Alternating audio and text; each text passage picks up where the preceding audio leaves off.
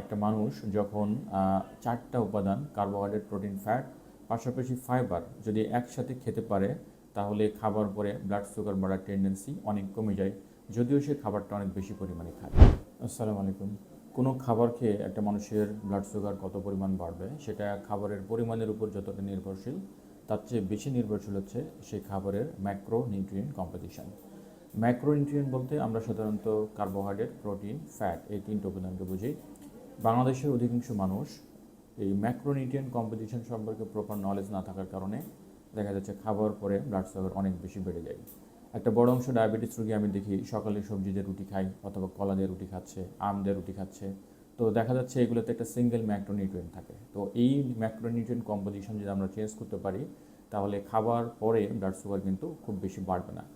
আমি একটা study share করব। সেই স্টাডিতে দেখা যাচ্ছে একটা মানুষ যখন 4টা উপাদান কার্বোহাইড্রেট, প্রোটিন, ফ্যাট, পাশাপাশি ফাইবার যদি একসাথে খেতে পারে তাহলে খাবার পরে ব্লাড সুগার বাড়ার টেন্ডেন্সি অনেক কমে যায়, যদিও সে খাবারটা অনেক বেশি পরিমাণে খায়। এই স্টাডিতে কিছু হেলদি ভলেন্টিয়ার পার্টিসিপেট করে। তাদেরকে 6টা এক্সপেরিমেন্টাল মিল খাওয়ানো হয়। খাওয়ানোর পরে প্রত্যেক 15-20 মিনিট পর পর ব্লাড সুগার মনিটরিং করা হয় গ্লুকোমিটার দিয়ে। এরপরে দেখা হয় কোন ম্যাক্রোনিউট্রিয়েন্ট কম্পোজিশনে ব্লাড সুগার বাড়ার টেন্ডেন্সি সবচেয়ে কম। এই সবগুলো স্টাডি পার্টিসিপেন্টকে প্রথম দিনে খাওয়ানো হয় গ্লুকোজ খাওয়ানোর পরে এদের ডায়াবেটিস নাই, প্রথমে এক্সক্লুড করা হয়।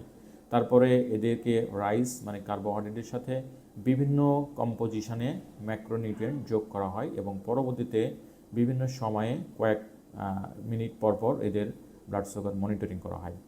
প্রথমবার দেওয়া হয় প্লেন রাইস, এর সাথে অন্য কোনো উপাদান ছিল না, যেটা পিওরলি কার্বোহাইড্রেট অলমোস্ট। এরপরে যোগ করা হয় রাইসের সাথে এগ হোয়াইট। এরপরে শুরু করা হয় রাইসের সাথে ব্রিন স্প্রাউট, যেটা ফাইবার ইন্ডিকেট করে। তারপরে রাইসের সাথে তেল যুক্ত করা হয়, যেটা ইন্ডিকেট করে ফ্যাট। এরপরে সবগুলো উপাদান একসাথে রাইস, এগ হোয়াইট, অয়েল বা ফ্যাট, এর সাথে ব্রিন স্প্রাউট মানে এটা ফাইবার যোগ করা হয়। মানে 4টে উপাদান একসাথে যোগ করা হয়। মিলের কম্পোজিশন ছিল ঠিক এইরকম এবং পরিমাণটা ঠিক ছিল এরকম।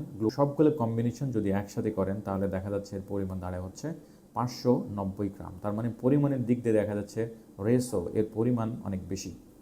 এই লাইন ডায়াগ্রামে দেখেন ব্লাড সুগার বাড়ার টেন্ডেন্সি আফটার মিল দেখানো হয়েছে। প্রথমে সবচেয়ে বেশি বাড়ছে হচ্ছে গ্লুকোজের পরে দেখেন বেশি বাড়ছে হচ্ছে আপনার এই যে এটা মানে হচ্ছে ইন্ডিকেট করে রাইসের পরে যেটা বাড়ছে সেটা হচ্ছে এইটা মানে হচ্ছে রাইস প্লাস এগ হোয়াইট। এরপরে যেটা বাড়ছে সেটা হচ্ছে যে white triangle, rice plus sprout, broccoli sprout মানে ফাইবার। রাইসের সাথে ফাইবার যোগ করলে এরকম হবে। এরপরে বাড়ছে হচ্ছে স্কোয়ার শেপ কিছুটা, রাইস প্লাস অয়েল। রাইসের সাথে যদি তেল যোগ করেন তাহলে মানে ফ্যাট যোগ করেন তাহলে এই পরিমাণ বাড়বে। তারপরের অবস্থান আসছে যে সবচেয়ে নিচে মানে rice plus egg white plus sprout, broccoli মানে স্প্রাউট, বিন স্প্রাউট, ফাইবার পাশাপাশি অয়েল সবগুলো যোগ করার পর এরকম বাড়তেছে। এরপরে যখন ফলো আপ করা হয় প্রোগ্রেসিভলি এটা মিনিট ইন্ডিকেট করতেছে। দেখেন সবচেয়ে কম বাড়ছে হচ্ছে এবং কন্টিনিউয়াসলি এটা কিন্তু কম থাকে। তার মানে আপনি যদি একটা সিঙ্গেল ম্যাক্রোনিউট্রিয়েন্ট কম্পোজিশন খান, স্পেশালি বাংলাদেশে যেরকম রাইস বেশি খায়, তাহলে ব্লাড সুগার যে পরিমাণ বাড়বে রাইসের সাথে যদি অন্য ম্যাক্রোনিউট্রিয়েন্ট কম্পোজিশন যেমন প্রোটিন, ফ্যাট এবং ফাইবার, হেলদি ফ্যাট এবং ফাইবার যোগ করেন তাহলে দেখা যাচ্ছে যে ব্লাড সুগার বাড়ার টেন্ডেন্সি অনেক কমে যাচ্ছে। বাংলাদেশের ডায়াবেটিক পেশেন্টের ফাস্টিং অনেক ক্ষেত্রে কন্ট্রোল থাকলেও পোস্টপ্রান্ডিয়াল কিন্তু কন্ট্রোল থাকে না। সেক্ষেত্রে তারা খাবারের সাথে অলওয়েজ প্রোটিন, ফ্যাট এবং ফাইবার যোগ করবেন। তাহলে এই স্টাডিতে যেরকম ফলাফল পাওয়া গিয়েছে আপনাদের ক্ষেত্রে এরকম ফলাফল পাওয়া যেতে পারে এবং ইজিলি অনেক বেশি পরিমাণ খাবার খেয়েও ব্লাড সুগার কন্ট্রোল করা সম্ভব হতে পারে।